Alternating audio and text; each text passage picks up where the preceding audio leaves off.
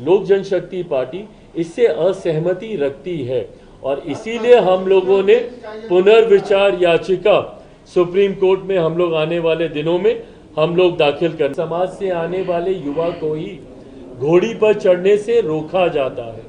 एक दलित समाज से आने वाले परिवार को मंदिर में कि कई ऐसे बड़े नाम भी हैं, मैं नाम नहीं ले रहा, आप सब उन नामों को भी जानते हैं। कई ऐसे बड़े नाम भी हैं जो अगर किसी मंदिर में चले जाते हैं तो उसके बाद उस मंदिर को गंगा जल से धोया जाता है। कतई और कभी भी शैक्षणिक अव्यवस्था नहीं रही, उनका आधार कभी भी आर्थिक नहीं रहा।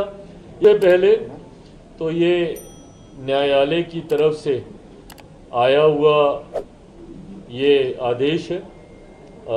मैं कोई भी बात ऐसी नहीं कहूँगा जो कि कंटेम्प्ट ऑफ कोर्ट हो, बट हाँ इस बात पर हम लोग की आपत्ति ज़रूर है और लोक जनशक्ति पार्टी रामविलास की तरफ से हम लोग सुप्रीम कोर्ट में हम लोग एक पुनर्विचार याचिका भी हम लोग दाखिल करने जा रहे हैं। जिस तरीके से रिजर्वेशन विद इन रिजर्वेशन के प्रावधानों को सुप्रीम कोर्ट के द्वारा दिए जाने की संभावनाएं खोली गई हैं।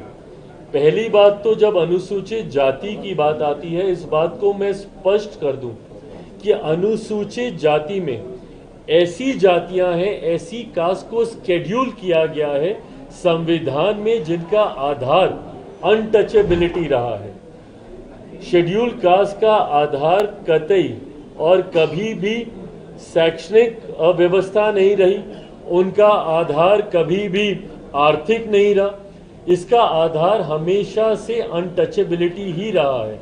इसमें हमारे संविधान में ऐसी जातियों को शेड्यूल कास्ट के तहत शेड्यूल किया गया है जो कहीं ना कहीं कभी ना कभी छुआछूत का शिकार रही है। तो ऐसे में रिजर्वेशन विद इन रिजर्वेशन का कंसेप्ट शेड्यूल कास्ट में आ ही नहीं सकता। क्रीमी लेयर का प्रावधान शेड्यूल कास्ट में कभी आ ही नहीं सकता है क्योंकि इसका आधार ही अनटचेबिलिटी रहा है। सुप्रीम कोर्ट के ऑब्जर्वेशंस को मैंने पढ़ा है और उसमें कहीं पर भी अनटचेबिलिटी का जिक्र नहीं किया गया है। भाई आज की तारीख में भी ये उदाहरण हम लोग को देखने को मिलते हैं कि एक दलित समाज से आने वाले युवा को ही घोड़ी पर चढ़ने से रोका जाता है।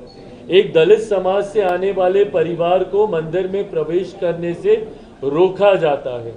कई ऐसे उदाहरण हम लोग के सामने हैं जहां पर संपन्न लोग भी जो कहीं ना कहीं समाज में एक अच्छी पहचान बना चुके हैं, वो लोग भी जो दलित समाज से आते हैं जब मंदिर में जाते हैं तो मंदिर धुलवाया जाता है।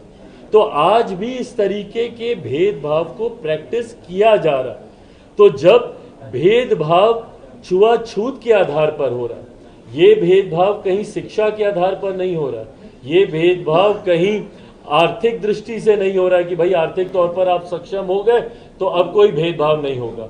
जैसा मैंने अपने उदाहरण में बताया कि कई ऐसे बड़े नाम भी हैं, मैं नाम नहीं ले रहा, आप सब उन नामों को भी जानते हैं। कई ऐसे बड़े नाम भी हैं जो अगर किसी मंदिर में चले जाते हैं तो उसके बाद उस मंदिर को गंगा जल से धोया जाते हैं। कई ऐसे बड़े नाम भी हैं जो अगर किसी मंदिर में चले जाते हैं तो उसके बाद उस मंदिर को गंगा जल से धोया जाता है।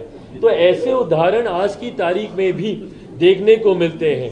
तो जब ये उदाहरण है तो ये दर्शाते हैं कि ये जो भेदभाव हो रहा है ये आपकी आर्थिक दृष्टि पर नहीं हो रहा या आप कितने कामयाब हो गए हैं अपने क्षेत्र में उसको लेकर नहीं हो रहा।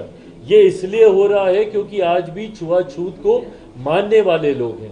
और शेड्यूल कास्ट का जब मैंने जिक्र किया, इसमें उन्हीं जातियों को इसमें रखा गया है जो छुआछूत का शिकार कभी ना कभी कहीं ना कहीं समय के किसी दौर पर रही हैं।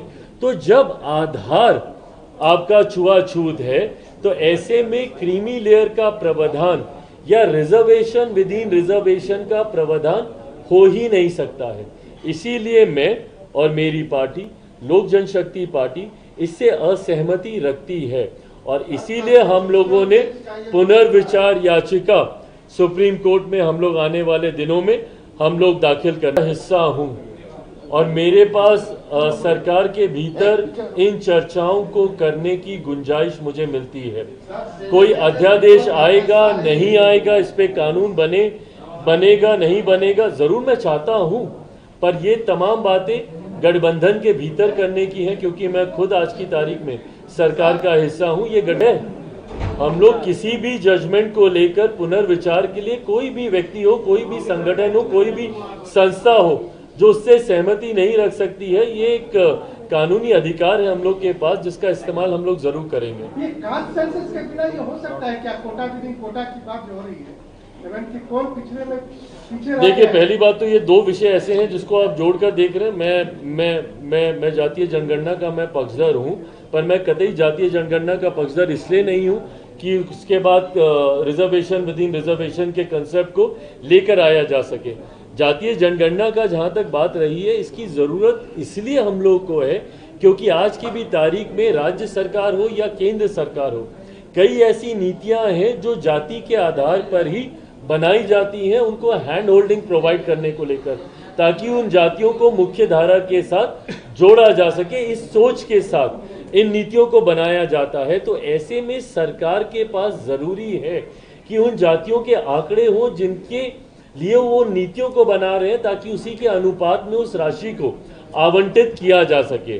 तो बहरहाल, जहां मैं एक तरफ मैं इस बात का पक्षधर हूं कि सरकारों, कई बार न्यायालय भी आंकड़े मांगते हैं कि फलाना जाति की क्या आबादी है, वो आंकड़े जरूर सरकार के पास होने चाहिए। मैं उसको सार्वजनिक करने का मैं जरूर पक्षधर नहीं हूं, बट हाँ, सरकार की अपनी जानकारी के लिए इन आंकड़ों का होना जरूरी है। तेलंगाना सरकार ने इसको हायर कर लिया है सर, कोटा विदिन कोटा में उन्होंने कहा है कांग्रेस से कि हम इसको तेलंगाना में लागू करेंगे। भाई बिल्कुल, क्योंकि अब कहीं ना कहीं न्यायालय की तरफ से ये संभावनाएं खुली हैं, तो जरूर जो राज्य ऐसी सोच रखती है, बंटवारे की जो सोच रखती है, जो डिवाइड एंड रूल की सोच रखते हैं, वो सरकारें जरूर इसको बढ़ावा देने का प्रयास करेंगी। पर मैं इस बात को दोहराता हूं, अनुसूचित जाति की एकता ही उनकी ताकत है जो उनको आगे लेकर जाती है। बट कई लोग इस ताकत से घबराते हैं और इसीलिए वो बंटवारा करना चाहते हैं, और इसीलिए वो इस तरीके की सोच को बल देना चाहते हैं जो इस समाज में बंटवारा करे। आज की तारीख में मैं पुनः इस बात को दोहराऊंगा, इस समाज का, इस वर्ग का, इस पूरी जमात का, अनुसूचित जाति जमात का आधार सिर्फ और सिर्फ अनटचेबिलिटी है, और ये अनटचेबिलिटी में किसी तरीके के क्रीमी लेयर का